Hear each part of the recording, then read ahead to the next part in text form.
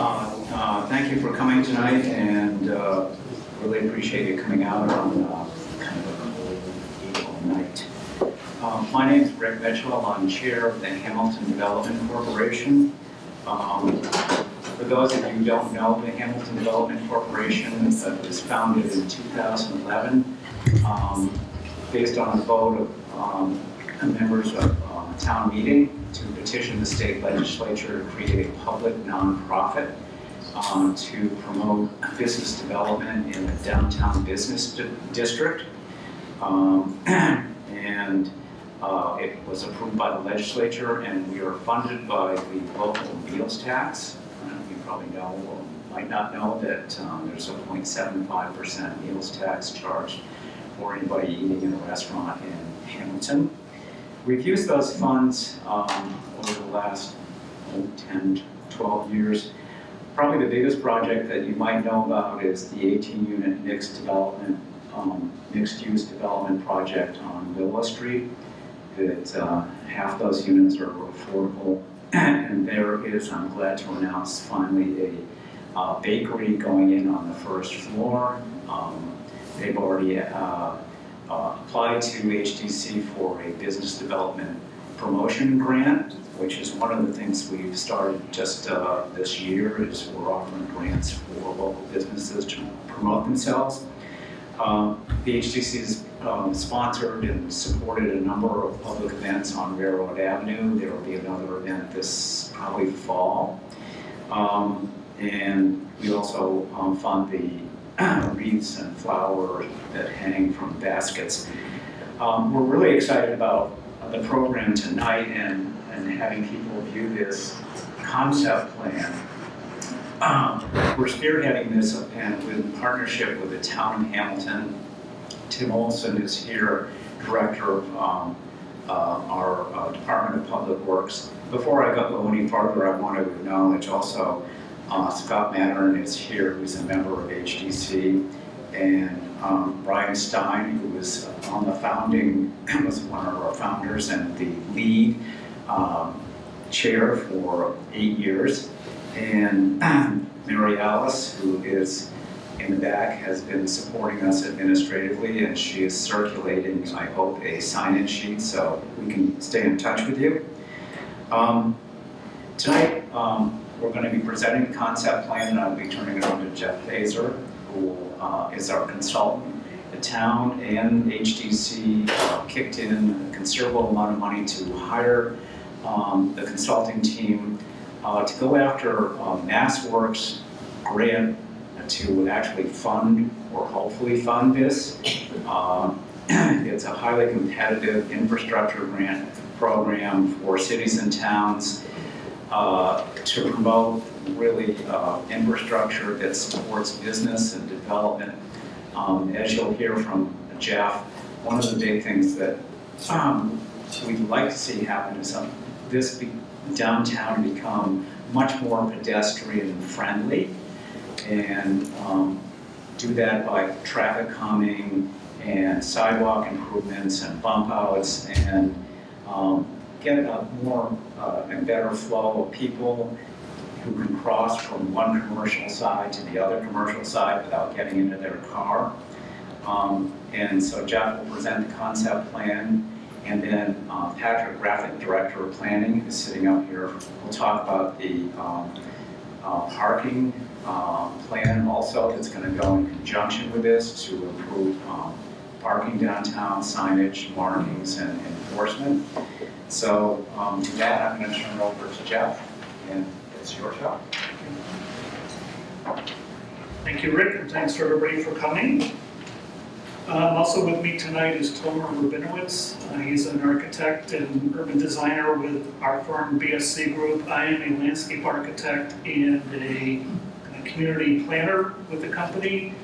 And we also have an engineer who's been working with us quite a bit, Cullen Lewis, but being school vacation week, he's off into some warm climate, so good for him with his children. So what we're going to do, Rick just went through the introductions, just some quick goals, talk about, as Rick said, this is all geared towards the town submitting a very competitive grant application for funding. We'll go over the design. It's a concept. Nothing is set in stone yet. We want to get input and hear what people have to say. But this builds upon a lot of previous planning work. So a lot of this, if you've been involved, you'll see is similar to what you've seen before. Talk about where we head from here and then see if you have any comments or questions. So first of all, the project goals really built upon a lot of the previous planning studies, as you'll see in a minute. It's really to improve pedestrian safety, help with multimodal circulation downtown. By multimodal, we mean pedestrians, bicycles, vehicles, delivery vehicles, etc. Traffic calming with all the pedestrian movement we want to encourage. We want to make sure the traffic is going at the appropriate speed to have safe integration of pedestrians and traffic. Identify placemaking or identify your downtown, make sure as people drive through this, they see this as your commercial center of the community, which helps with the economic investment and vitality of this area, and talk about future downtown investment, which may come after this. So we have to think about that as we're doing this planning of what else may be built or developed or redeveloped in this part of town. So, as I said, this has been talked about, as you know, for a number of years. One particular plan was done in 2014. This diagram here shows the study area, which is similar to what we're looking at right now. But here are some of the things that came out of this study from 10 years ago about reallocating basically the roadway area to accommodate bicyclists and pedestrians, maintain and improve crosswalks, have better safety and aesthetic improvements, improve public spaces in downtown, and then kind of this placemaking or identity is period lighting and streetscape improvements. You also have design guidelines. In town, it really deals with a lot of architecture, but it also talks about facilitating a more walkable and healthier suburban community here. Thinking about the needs of the pedestrians and looking for a place for pedestrian amenities. So again, we're building upon that. And then more recently, there was a study done in 2017, which again repeated a lot of these same themes of beautification, becoming a destination, multimodal destination, and economic vitality. And I just want to quickly go through these. These are some of the graphics that were done for that 2017 study. So this is Railroad Ave, showing improved crosswalks and sidewalks in that area. And again, kind of a graphic of what that could look like based on that particular study. Again, looking down the street, before and after, you'll see some of the ones of what's being proposed now. So this is before, but it builds upon that. And even things like this crossing over to the T station from Bay Road, what can happen there. So right now, as Rick said, we've been hired to begin the design process so that the HDC and the town can submit a very competitive grant application for the MassWorks funding. And to give you an idea, we haven't fine-tuned the cost estimate yet, but for order of magnitude, we're probably looking at $4 or $5 million to do the improvements that we've heard the community wants to see in this area, but you'll tell us that tonight. Bay Road is Route 1A, which is a Mass Department of Transportation highway. So whatever is done to Bay Road needs to be approved by MassDOT. So that's very important to keep in mind.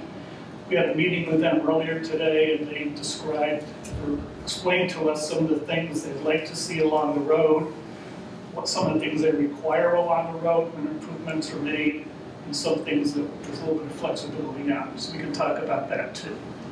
The concept plan, I'll describe that in a little more detail. After we finish the concept, we move into preliminary design. Again, this is still an opportunity for public input, where we really fine-tune the cost estimate there for the grant application. So this is the study area, and this is Bay Road here. We're going up to Patton Park. That's really the spine of what we're looking at. From Wenham up to basically the crosswalk that goes to the pool at Patton. Railroad Ave and Asbury up to Willow. and a little section of Walnut to kind of connect down to the commercial area there. So what's rendered up here along the streets is the areas that we're looking at for roadway and sidewalk improvements. So basically, what are we talking about? Replacing sidewalks and adding sidewalks, and in every case, we're talking about new concrete sidewalks. Sidewalks, we've laid them out so they're a minimum of 6 feet wide, and in some areas they can be wider.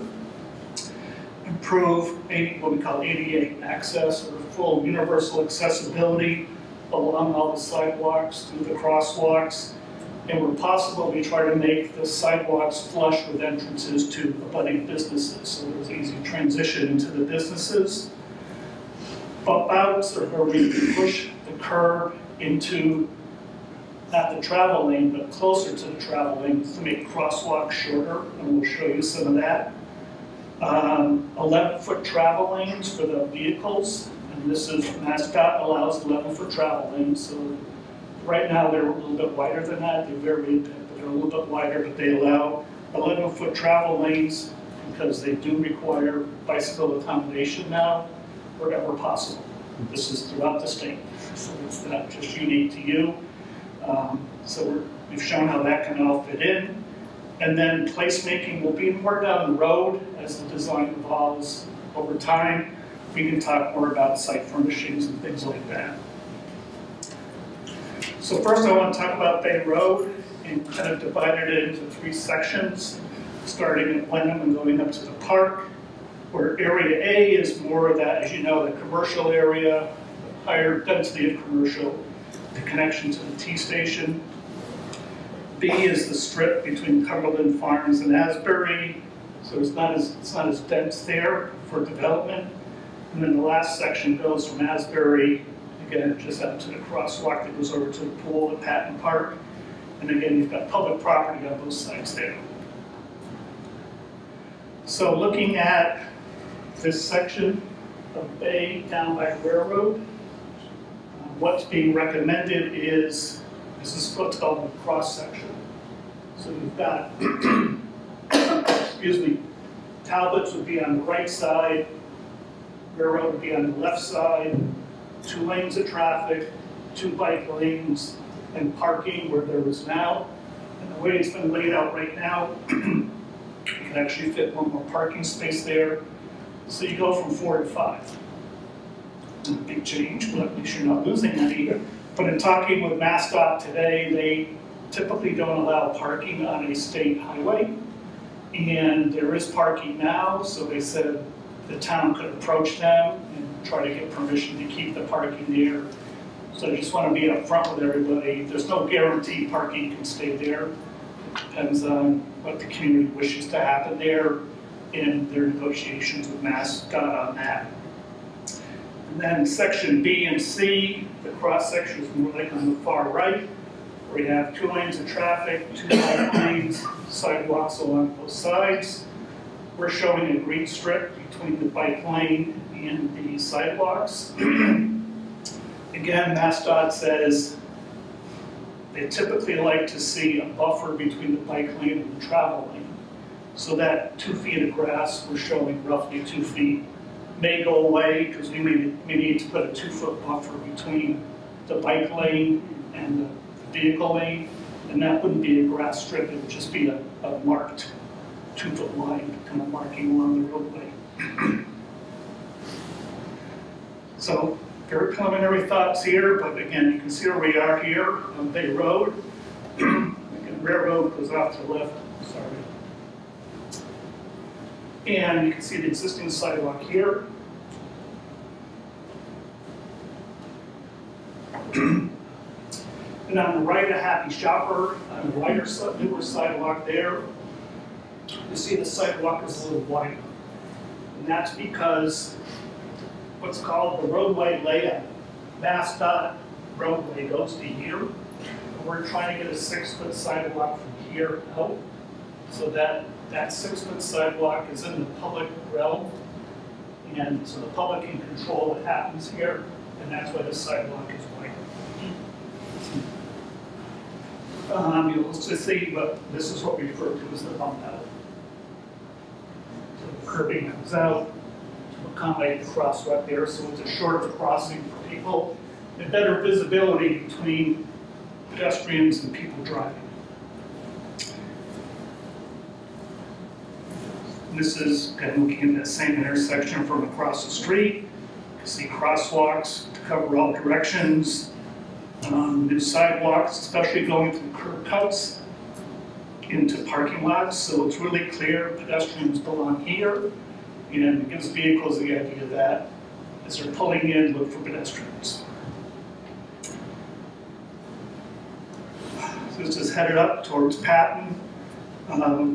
Obviously changes here, I don't consider them drastic changes, but you can see how the bike lanes have been added in, new sidewalks, and again, as I mentioned earlier, depending on what the town, that they can negotiate with MassDOT, this 2 feet here may go away, the curb may move over, and there might be a striped 2-foot buffer here between the bike lane and the travel lane.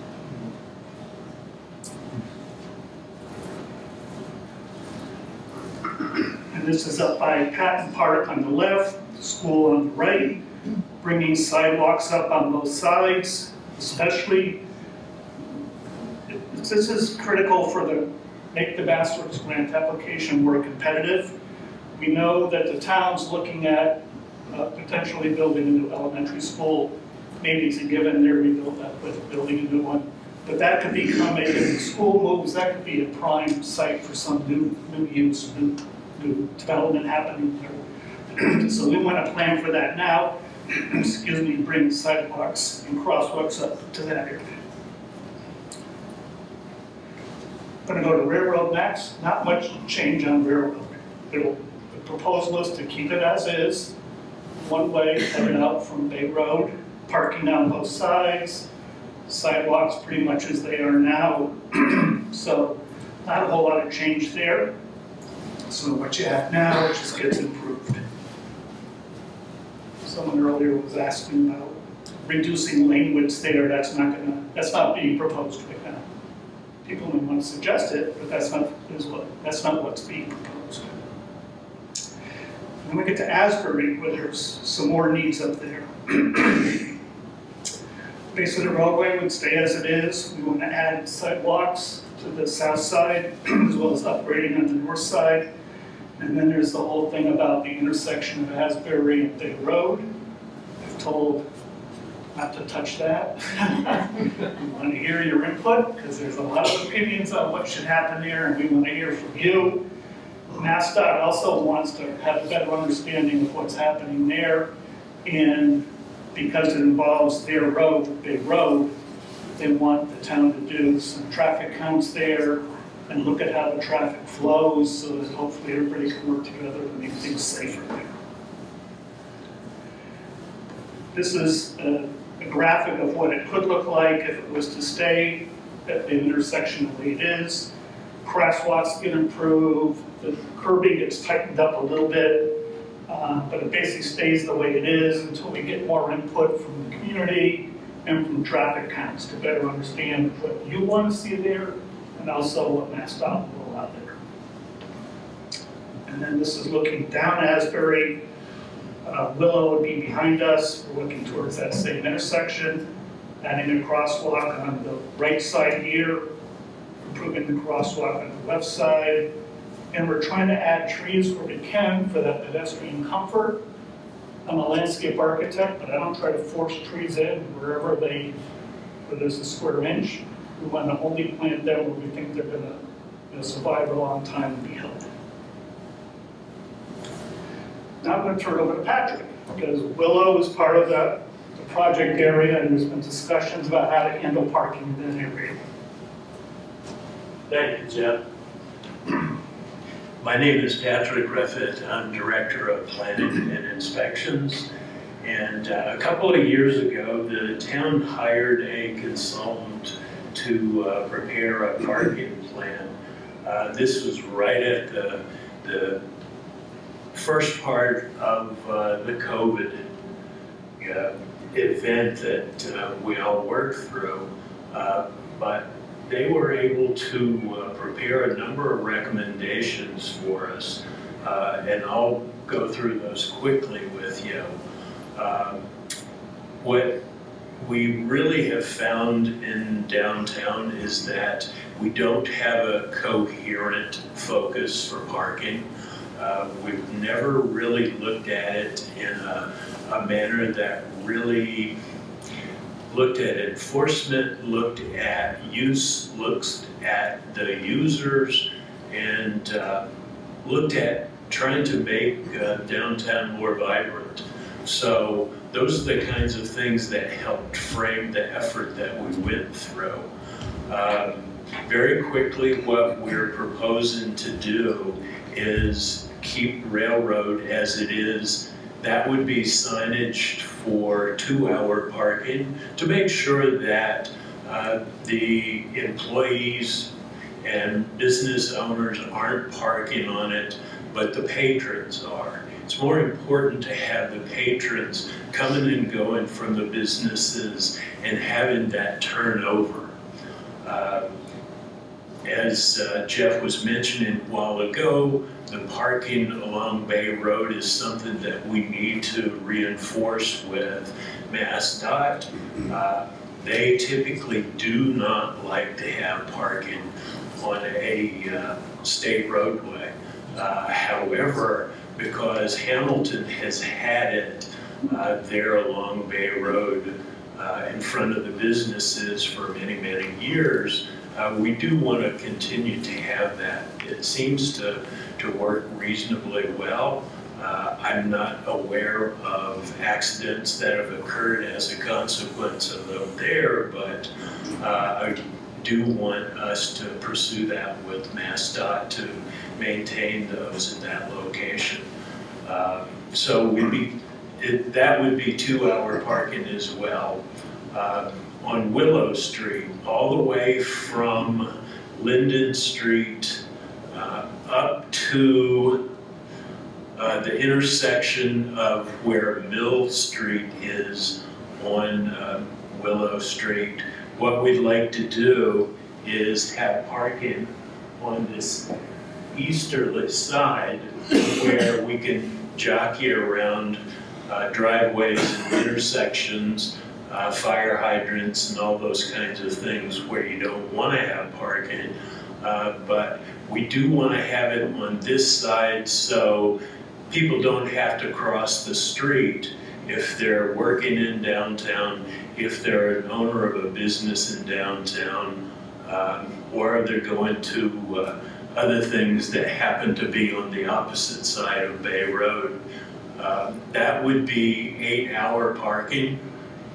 As you get further up Willow Street, where the auto uses and the heavier uses are up closer to Asbury, what we would be doing is proposing 2-hour parking from the westerly side of Willow Street there, where you see Mill Street intersecting up to the intersection of Asbury. As you probably very well aware, you see a lot of the automotive parking there during the day for long term. Even though it's signaged for 30 minutes, that's another point too, that we want to have coherent signage so the police department have the ability to enforce, but more importantly, we want people to park reasonably and appropriately. Yeah, right now people are guessing because we've got signage here that is so old, antiquated, you can't even read it. And it's important that we have new signage that people don't have to guess that they're parking legally or not. So those are the approaches that we'd like to take. You know, as I was mentioning, from Mill Street upwards to Asbury, that would be 2-hour parking. There would be no parking on this easterly side of Willow, simply because we want to keep one full travel lane in each direction free and clear. And we know that we do need to be able to create some parking along that westerly side of Willow Street. So that's, in a nutshell, the approach that we were hoping to take regarding parking in downtown. So it's enforceable, workable, and people, you know, that don't even live here have the ability to come and interpret where to park legally. So, thanks, Jim. Thank you. Just a couple more slides, and then Rick, Patrick, and I can answer questions. So, on this map here, on this plan here, just to be clear, the kind of the light gray along Willow that Patrick just talked about, the light gray that's along the edge of the roadways, that's a suggestion of where parking could be. We haven't laid out specific spaces, so if you see that gray band going in front of your driveway or business, don't worry about it. Obviously, we're not going to cut it off. It's just that help Patrick explain where parking's being thought about along Willow.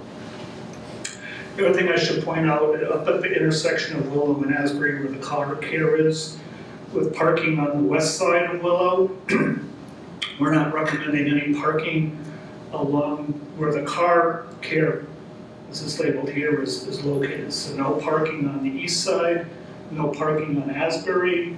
Sidewalk would go up Willow and down Asbury along that property to get clearly define where the pedestrians can walk safely, and then the business use needs to be behind that sidewalk that we put in.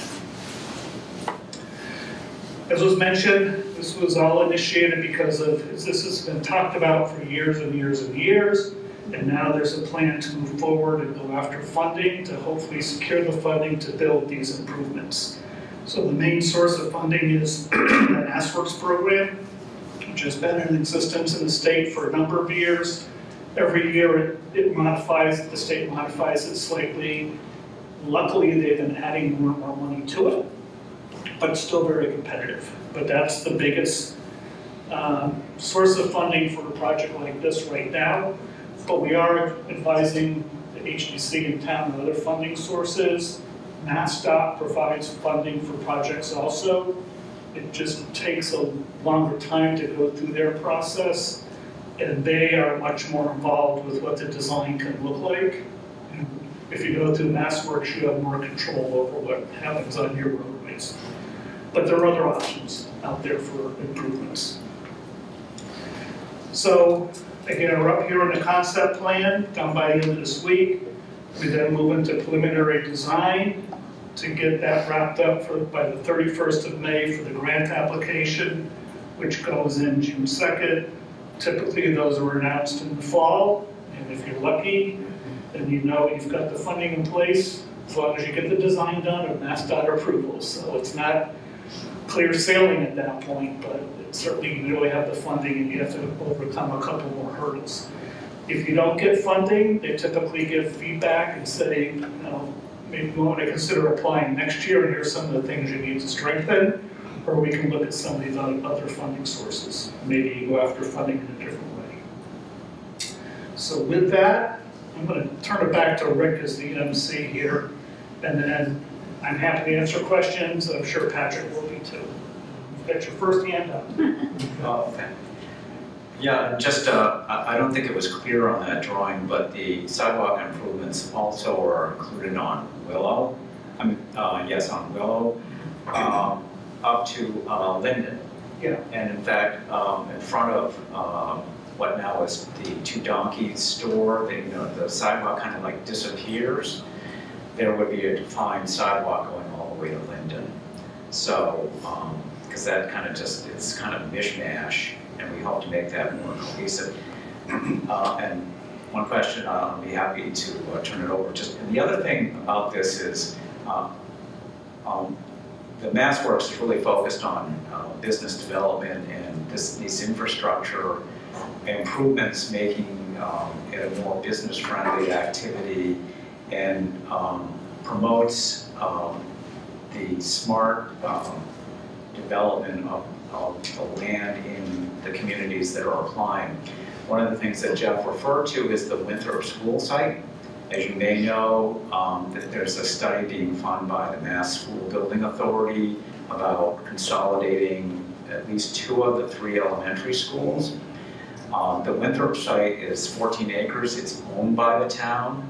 The town very much would like to recapture that property and have some kind of commercial development, tax paying, or some kind of mixed use development. I can't tell you what that is because I don't know.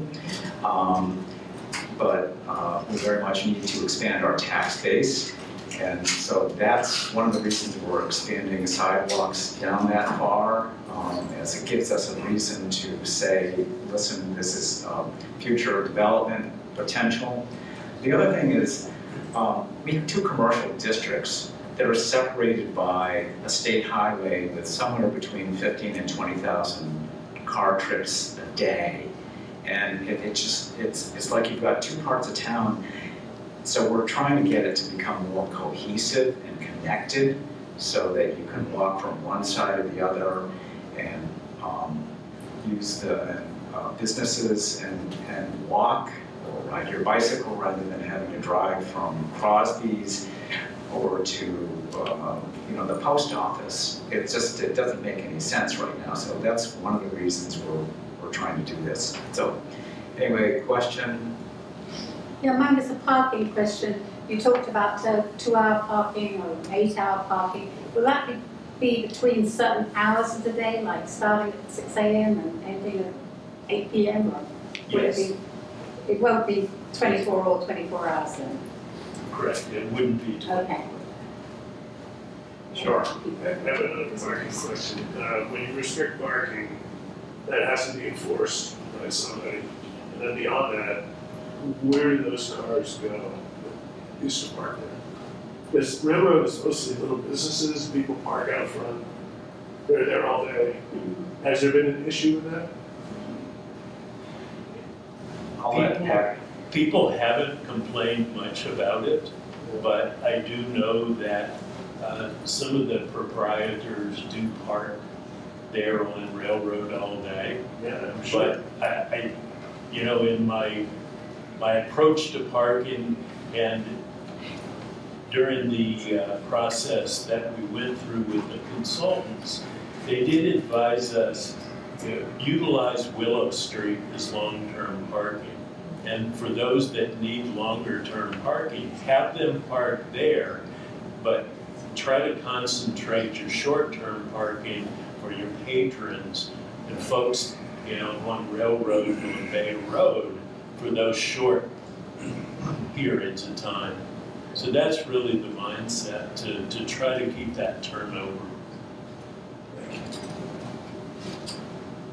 Sir?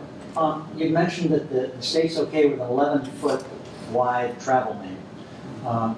Do you know what, and it looked as though you were going to have to take away some of that to get the bike lane and the parking.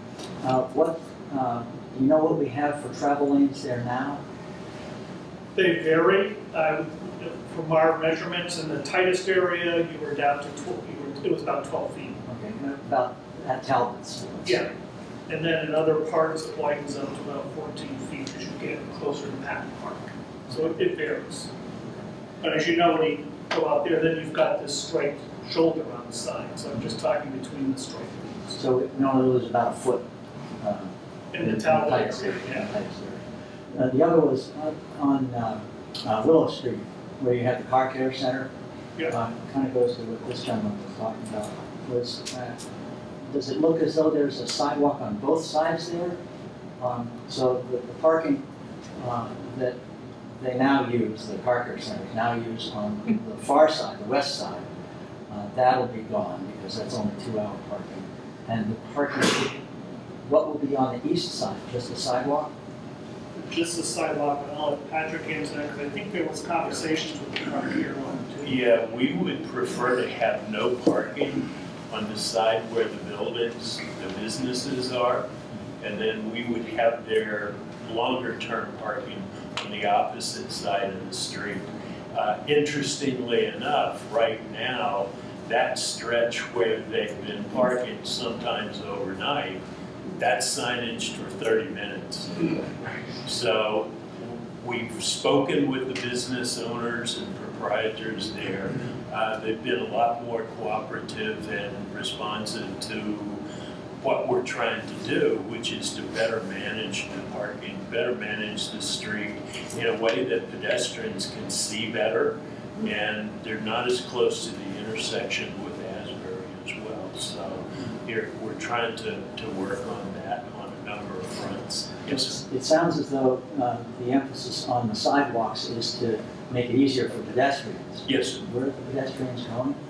The pedestrians, will continue to have the sidewalk on the westerly side of Willow, and then in our design here, we have a sidewalk on the easterly side as well. That's So where they could we go. have it on both But sides. where are they, all these pedestrians, where are they going? Well, they're going to It's a busy school, work, home, downtown, the library, all the downtown. We're trying to make downtown a lot more vibrant and pedestrian oriented than what we have right now. Well, if you have parking on the east side, you're gonna want sidewalks on that side too. So if people got a car, they're on that side, and they're walking whichever end they're going.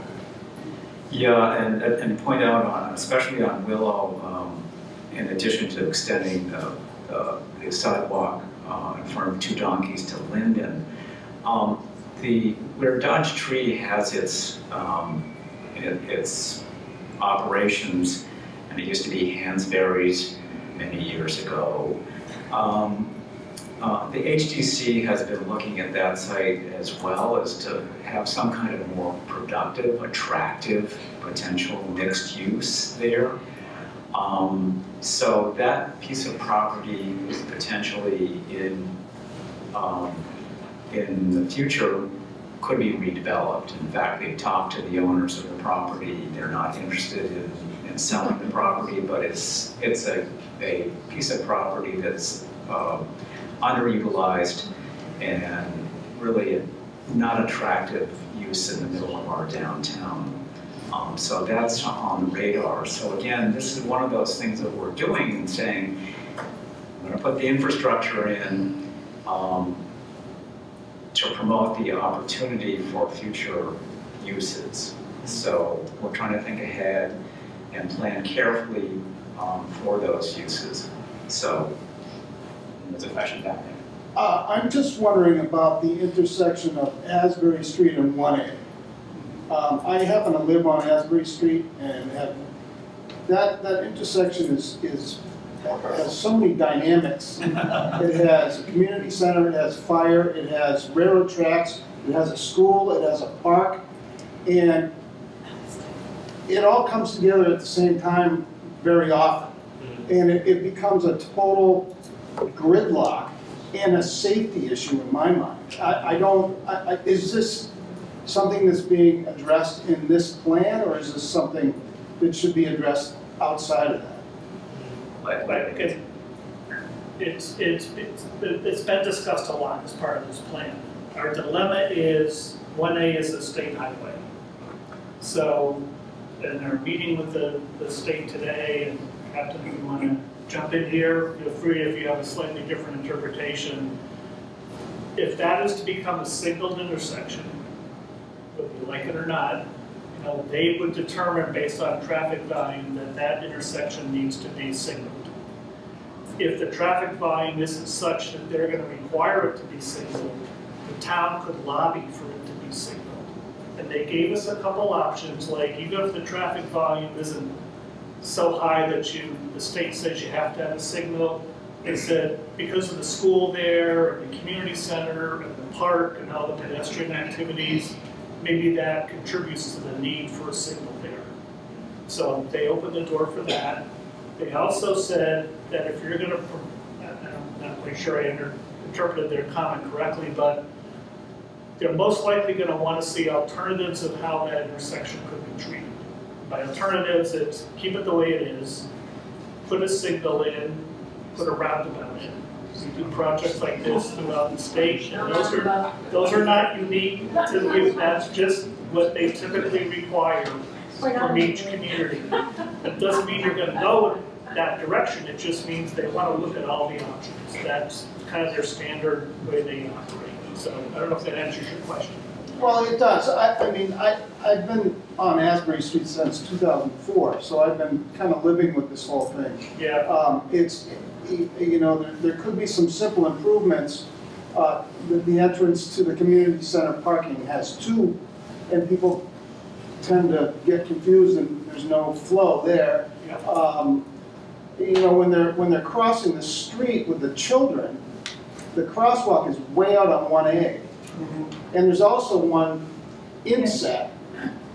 And when they're crossing, people are trying to turn off of 1A, and it just becomes a complete mess. And from my perspective, it's a safety issue, Oh, yeah. It's as well as a traffic flow issue.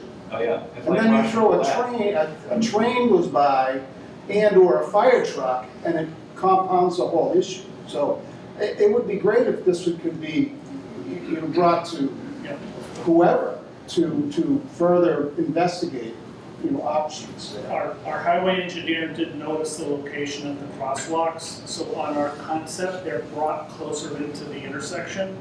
So they're Closer better to sight the lines. intersection? What? They brought closer to the intersection? Right, because, Yeah.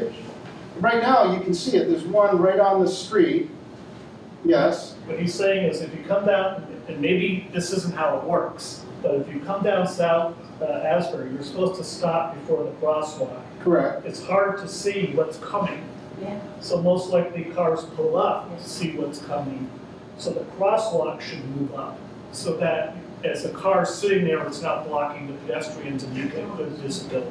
Well, the other issue that I witness all the time is when you're sitting there trying to pull out onto 1A, cars come flying off of 1A and right across your bow in your lane. So if there was some sort of median strip that forced them to go in their lane, it would be, you know, a better option. And the other would be to move the crosswalk back. There is another crosswalk, you can see it there on the map. Yeah. Correct. And that's where the children cross, so when people are trying to come off of 1A, 3 cars can get on Asbury Street and the rest of them are backed up down 1A. It just becomes a total mess. And I just think it warrants Yes. some attention. Yeah, and we wanted to get your input tonight. I don't want to sound like we're afraid of it, but Oh, no, there's no, so no. many options here. We wanted to hear from you, and then we've already heard from MassDOT what they require, and now it's our job to pull the two together. But I have a feeling this is going to be a negotiation between the town and MassDOT. Gil? Yeah, are we confident that this goes forward, that MassDOT would grant a grandfather the parking on 1A in the business district? Because when the shopping center was expanded, the MBTA said, yeah, the gates will go up when the trains are in the station, and we see how that worked out. So they kind of stabbed us in the back, you know, so to be frank. I would not So, say we should. I mean, it would be terrible if we went for this and then they said, oh no, but you can't park in front of the stores on the cow. I don't think we should be confident they're gonna leave the parking spaces. Let the parking spaces stay there. Their default is get rid of the parking spaces. If you want them, you have to submit a request to keep them and negotiate an agreement with the state. It sounds crazy, and Captain, you can tell me if I'm wrong. I've been told it's a state highway. Who tickets a car if they're parked on the state highway? Is it the town or is it the state? Yeah, no, either could ticket the vehicles, but typically there's no parking on the state highway, but usually it's posted, no parking in these areas. If you travel further south, used to be a golf course, and when you see their signs that say no parking on the state highway. I think they just, Ms. Hamilton evolved, the spaces just became available, and been there all along.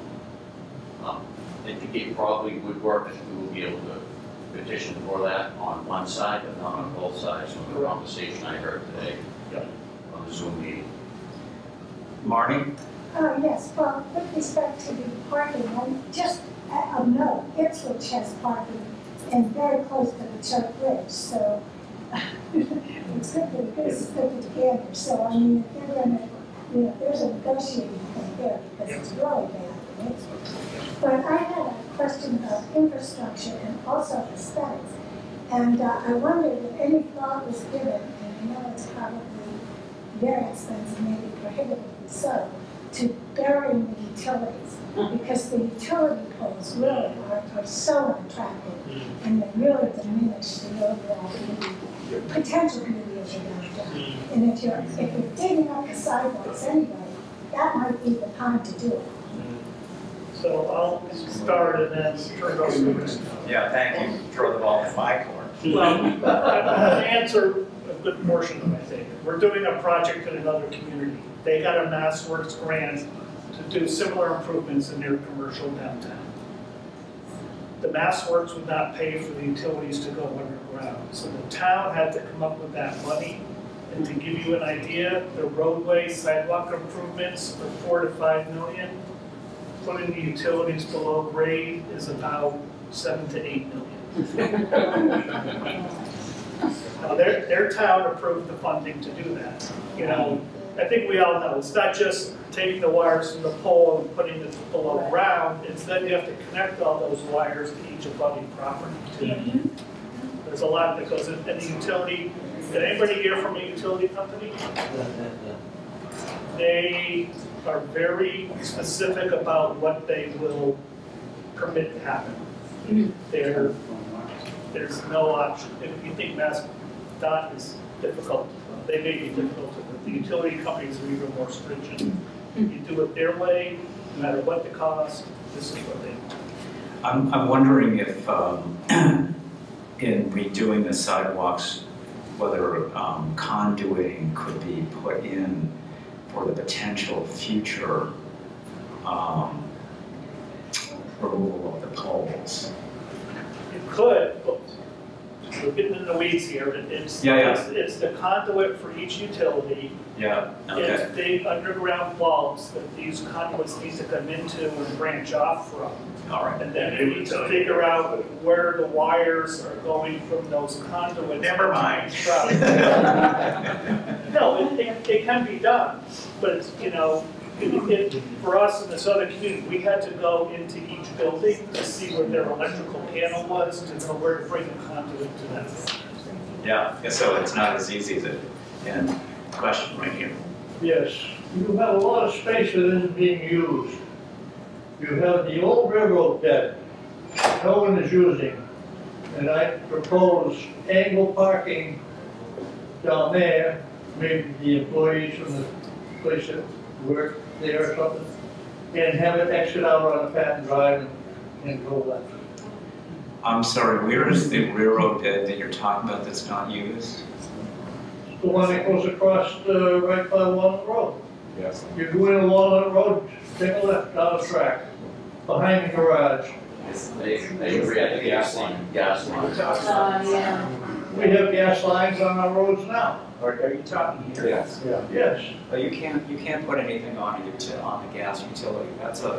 They own the right. That's National Grid. You can't put anything on top of that. I have a question. That's wasted space. Yeah, well, and people use it for walking, but you can't put anything on top of it.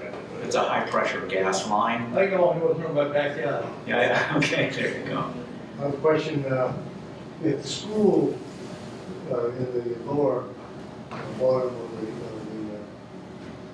the screen, if that school gets moved, would it make sense to curve? You got a reverse curve coming from downtown around Patton Park to better make that intersection with Asbury Street all a better flow of traffic, maybe even with a traffic signal. Yeah, when we sit down in our office and brainstorm things, knowing that this, with the potential of this being redeveloped, how would this intersection interact with this property? And does that mean this might move in one way or another to become a better intersection? Yeah, we've got a number of, as you can see, moving parts here, and we're trying to figure out, okay, what can we do in terms of improving traffic flow, pedestrian safety now, and accommodate the future. Now, do you know if we were successful in getting a grant, is there a time limit that you have to use that money by? When you submit your grant application, you give them a schedule. Okay. All right. We did bring that up with MassDOT today because we can't control the MassDOT approval of what happens along Bay roads. And if there's more negotiation with them, there's a cooperative agreement between MassDOT and other state agencies, and they understand that you can request an extension. Right. So it's in play, and we can't answer that question as much as we'd like to. Okay, gentlemen in the red. We live across in Willow and Asbury. As a good neighbor, I can hope that you consulted with the garage about parking for 2 hours rather than with their vehicles are stored across the way. I like to be a good neighbor with them. You know what I mean? At the filling station, the mechanical place there. Yeah. They might want to be storing their cars, customers' cars, for longer than 2 hours. It's just a consideration. You were talking about having only 2-hour parking along there. It's a consideration to take into consideration their needs. Right, I think Patrick can answer that question because he's been having conversations with them. Oh, good, that's all. As long as you're talking about it. It's important to allow them and to work with them because we want them to stay. A lot of people depend on them. People walk to that from their homes. Sure. And they depend on that service, and it's great to have that. I'd hate to have to try to find another automotive repair shop to come to Hamilton. Yeah. So, it's important to work with them, but it's important that they work with us too. Yeah, both ways. It's easy to walk past there and find that they have about 40 cars on the lot, and they can reasonably fit It goes both ways. 30. Yeah. So, we want to continue to have them as a good neighbor, and Officer James and I have spoken with them. The tire shop down at North Beverly has limited parking. They seem to somehow do it somehow, and we can learn from them. The other thing is the Dodge Street. I'm sure they don't want to move, and if there was some parcel of land out of the periphery where they could move everything, maybe that would be a wonderful piece of land for other purposes, if there was some tradable parcel. Yeah, to that effect, the planning board years ago created what's known as the Willow Street overlay to allow that part of, or that sector of land that includes them as well as the automotive business and some of the property there at 227 Willow to expand vertically. That's why you see that new, collection of buildings there at 227 Willow. They've already gotten a jump on that opportunity. So, there's a possibility that could happen where Dodge Tree is at, all the way up to Asbury Street. But, planning takes time, and it takes willingness, and it takes, people who are willing to make a risk financially to turn property over from one use to another. It's good to plant the idea in a sense. Yes, sir. Other questions? Gentlemen? It's a minor point. I've lived on Willow Street for a couple of years. The 8-hour parking will be there will be an unintended consequence in that people using the train will come and park there all day. It happens now. So just be aware of that. Good point, good point.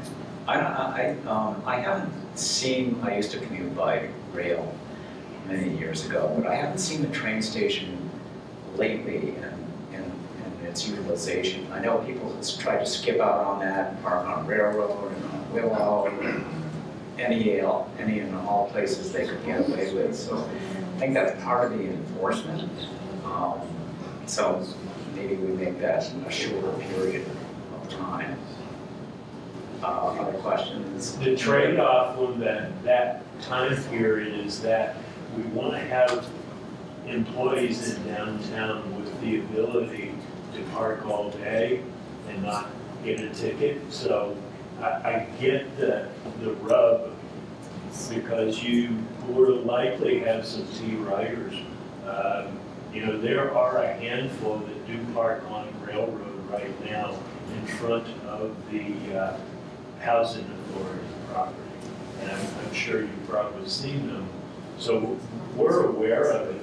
And the good thing about doing signage is that you can change it. And fine tune it as you need to. Question in the way back. Yeah, I have a question about the intersection of Willow and Asbury. It looked like you were adding 2 more crosswalks, and I'm wondering if there's any control of the traffic on Asbury to go along with the additional crosswalk on the easterly side where there's going to be a new sidewalk. It looked like on the diagram you can see 3 crosswalks there. I'm just wondering how you're planning to control that. So what's being proposed is a crosswalk on both sides of Willow as well as across Willow. The benefit is that's not controlled by MassDOT. The town can do what you want. Whenever the town leaders want to do at that intersection for traffic control, you're in complete control. So there haven't been discussions to date, you're saying, about any new control? No. All right. I mean, people in the room tonight have, they've been part of the discussions, but we haven't made any particular recommendations on it. But I think we have the right people involved in the project to advise on that. Do you have a particular suggestion, or just that there needs to be like what we call a rapid flashing beacon or a crosswalk signal or something like that? I've just heard parents complaining about kids trying to cross there and how hard it is to get across Asbury now. And it doesn't seem like it's going to help things. There could be, again, a crosswalk button that people push and stop the traffic. There could be a button to push and there's a rapid flashing signal that warns cars to stop. There's a variety of things that could be done. I think that would be a great spot for a rapid flash signal. There are a lot of children and families that cross for school, but also during the summertime, there's a lot of families and children crossing on their own to go to the park program. So I think that would be really a great spot for that. We actually, we're fortunate to have a intern from the high school who's working with the police department, and that's one of the projects they're focusing on for pedestrian safety. Barney? With respect to the parking on Willow Street, the length of time could be reduced, and some type of sticker could be distributed to business owners so that they would be exempt from enforcement, just like resident parking in Boston. Yeah. So that would be an easy solution. Some sort of permit parking scheme for employees. And business owners. Yeah. And this young lady up That was my point. But I do have another question. Does your plan include the intersection of Union and Asbury as well, or is that too far? Yeah. So Union runs parallel to Willow. And I bring it up because that crosswalk is very difficult too. I hear parents and I walk that way a lot. And it almost seems as though people don't see the crosswalk. I know there are 2 signs that are indicated here, but people just go whizzing by. So if there's consideration for a flashing light. Is that? Down Asbury. It's not to the west. It's not Way up. way up. Yeah. That's not the distance. Sorry. That's not the map. Yeah. That's So- not part of the project It's area, not, okay. but, and I'll explain why, but certainly the town is urging. the MassWorks is a stronger application if it's tied to commercial property. And that's why we're in the area we are.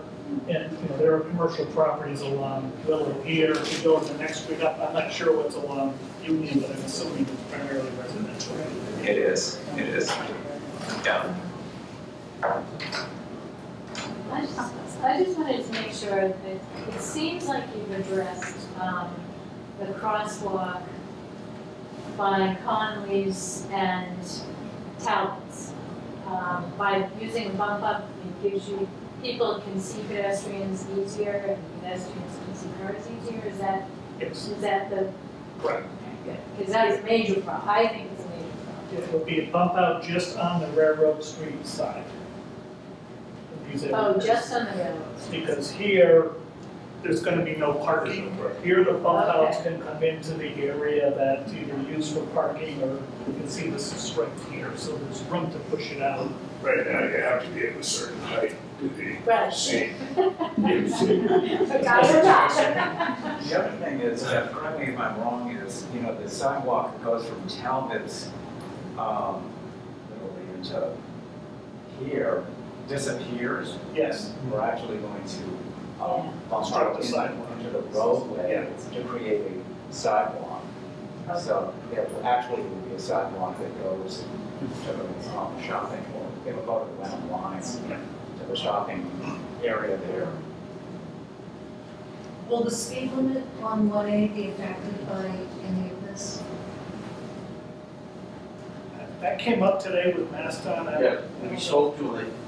The speed limit, they said it would depend on a lot of things, but just the fact that the parking was going to be there, there'd be a lot of different concepts introduced that they thought would slow the natural speed of vehicles traveling through the area, bike lane, the parking, and the bump outs. We didn't talk about changing the speed limit. I think that would be something they would pay in. Jonathan? Yeah, at the intersection of Walnut and 1A, you've got the railroad right of way coming in a very acute angle, and it's quite chaotic there, visually and pedestrians and car movement wise. It's a broad kind of no man's land that loses its definition as you move through it. Can you talk a little bit about what your strategies might be in that area? Yeah, right now, what we proposed in that area is, again, we're trying to expedite things at this early phase here. So we're staying out of the railroad right of way, just because it's a red flag with MassWorks that they're going to propose things and it's the railroad right of way because it takes so long to negotiate with them. That doesn't mean we're going to stay away from that if you get MassWorks money. But right now, the concept of that, where you're outside of the railroad right of way, we're trying to tighten up the intersection. Again, shorter crosswalks and not have these big sweeping radiuses for turning. We know we have to accommodate trucks, so it can't, there's a limit to how much we can tighten it up. But we are trying to tighten it up to a certain way, but it's still going to be a little chaotic, similar to what is happening in Asbury, until we get a little more input from MassDOT on what they would like to see here. And is even paint complicated to deal with no. right of way? No. There's paint needed. Yeah, paint. And one more question Sure. about the intersection of that Asbury and 1A. Since there are some of the moving parts there, wouldn't it make sense to hold off investing money in bricks and mortar in that area until it's clearer? And minimize the alterations, again, maybe with the paint, but not so much bricks and mortar. Yeah, it's a good suggestion. Because when I look at that intersection, I see endless possibilities of traffic calming, wayfinding, the feeling of a town green in front of the safety building. There's all sorts of wasted space. In front of the Winthrop School is a giant no man's land, and then the corner of Patton Park where it meets that intersection is utter planning chaos. There's lots of leftover space between courts and parking.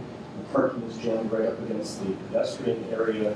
That whole intersection is chock full of potential to clean up Patton Park, front of Winthrop School, front of the safety building, incorporate into the community center and straighten out the traffic. There's just colossal potential there, especially if you integrate form-based code into that area. So there's also, to put some more into that right now seems quite you may all know this, there's a master plan, I think it's been finalized for Patton Park, but I don't recall what it recommended up in this area, but I don't know, people, you could look at that, because you're right, everything needs to work together, and be much more efficient. It's sad if these two plans don't work together, to your point. That is a Patton Park's intersection with at that corner is so important. It's visual. It's a town pride corner, and as well as a town access. And right now, it's a sorry thing. It could be big as the town green, you know, and you need not to change the road alignments and keep the town green out of that. But yeah, I think there are a lot of good ideas, and I'm thinking that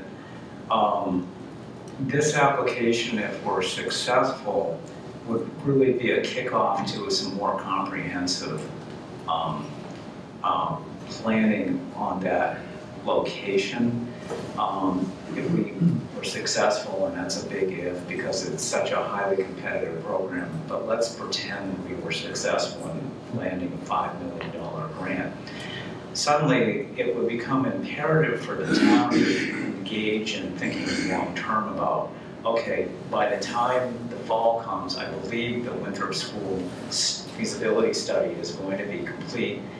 I've been told by the chair of the school committee, they know town wants that Winthrop property, and so they're not seriously considering that the expansion of the new school would go there. So that piece of property is going to become available in the next several years. I'm thinking that might actually spur the town to actually say, okay, this is time to invest some serious dollars in looking at that site and making some serious adjustments to it. So, yeah, I guess my point, just to tie it around that, is instead of thinking of the Winthrop site, the safety building site, Patton Park site, and even the community house site as 5 different things. Right. If you think of it as one thing, that's where the endless possibilities come from. Totally agree. I want to just reiterate Jonathan's point, because I think that when you do that, I know there was kind of a gasp with respect to a roundabout, but a roundabout might actually, provide like a real focal point, with something in the middle of it, and flowers and whatnot, and also facilitate traffic in ways that can't be as effective with the spotlight. And I'm thinking about the roundabouts at the Whole Foods. They actually work really well. I'd be curious to hear from the room what's the objection about. That's really interesting to take down. Well, they're really great. Traffic companies. I love them. That's the worst roundabout. Well, any change in a small town always creates a lot of discussion points. I used to have hair, and it used to be brown. So I understand the dynamics of. So it's a process. It's a slow process. This is the first step in having you view the concept plan, and really we value your input, suggestions, concerns, and very much want you to continue to be involved. We will keep people apprised of what's going on. We will post this on the Town of Hamilton Wyndham Facebook page. It will be on the HDC website, so people know what's happening. We are under a bit of a gun here because of the June 2nd deadline to submit. So we're moving expeditiously to try and get in line for this money. And we hope we're successful, but I think this is the beginning of a much larger discussion about downtown, the Winthrop School site. I know the planning board has in the back of its mind potentially doing a form-based code for the Winthrop site, which is actually designing code that actually people can look at and see, and actually see what potentially could be there. So this is all gelling a lot of different discussions, and we really appreciate you coming out tonight to give us your input. And we're going to need a lot more, especially if we get this grant, because then it's going to really engender a lot of serious discussion about what are we going to do, where and how, and what are people and what are the town willing to pony up and tolerate for the changes that could be coming. Yeah, I just want to reiterate or reinforce that if you see what's submitted for the grant application, don't assume you're locked into that. You have to get what we can by June 2nd and develop costs for it so the state sees, the MassWorks program sees it's a real project, they're real designs, there are real cost estimates, but you're not locked into everything that's in that design. There is some flexibility once you get the funding. And about promoting or not promoting a roundabout, I'm just saying that if anybody's been to Hudson, Massachusetts, they have a rotary, and we redesigned their downtown. They had a rotary. We looked at a T intersection to say you could go this way or you could go that way, and we showed how the traffic would vary from a rotary to a T intersection. And if that's the direction you want to go here, especially with MassDOT, they're going to want to see that option and how it impacts traffic. So you'd be able to see the options. You're not going to be forced one way or another. Any final questions? Question. Bridge Street and 1A, is that state or federal? I guess federal. State or town? Because when you turn that corner, it's very bumpy, and you have a tendency to pull over to the left-hand side of the road and maybe hit something head on. Well, Bay Road is a state road. I think Bridge Street is a town road. Yeah, but it's real bad there. No, I understand. Unfortunately, it's outside the scope of this project. Okay. So you know, again, we're in the business district. We're expanding outside the district to incorporate sidewalks on both sides of Bay Road from Asbury to the pool, just because there's such heavy pedestrian traffic there. That's why the town kicked in money to develop this study. But that's as far as it goes. So any last questions? If not, thank you very much for coming, and appreciate your comments, and please stay tuned. Thank you. Thank you all.